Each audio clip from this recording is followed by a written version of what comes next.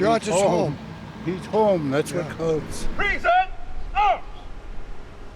It's been called the Forgotten War, but people are remembering Sergeant George Chapani, a 19-year-old Korean War POW. His remains recently identified and brought to family in Arlington. Ready. For 90-year-old Cliff Benoit, the memories of Chapani forever with him. He's the one who buried him after he died as a fellow prisoner of war 68 years ago. We dug a grave on the side of a hill in some farmer's lot. It was winter, and winters was sometimes 20 below.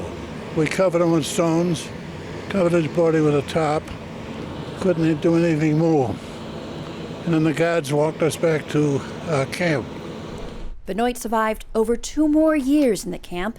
At the end of the war, both being from Boston, he visited Chapani's family, descendants of whom made a recent DNA connection to Chapani, buried as one of the unknowns at the National Memorial Cemetery in Hawaii, known as the Punch Bowl. Sergeant Chapani is the second Korean War POW to have his remains come through town in 3 years.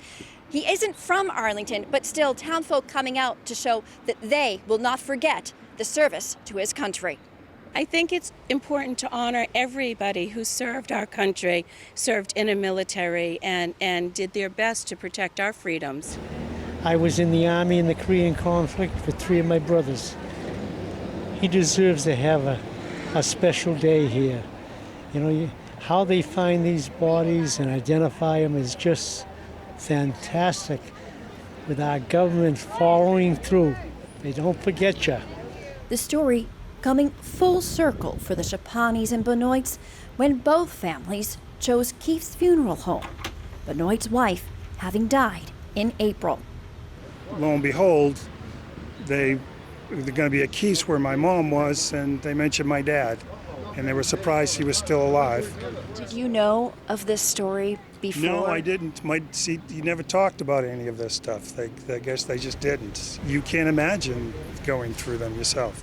But now, Cliff Benoit, with Chapani's childhood friend, Louis Rosetta, standing by his side, he's able to share the things he never forgot. A hell of a nice guy.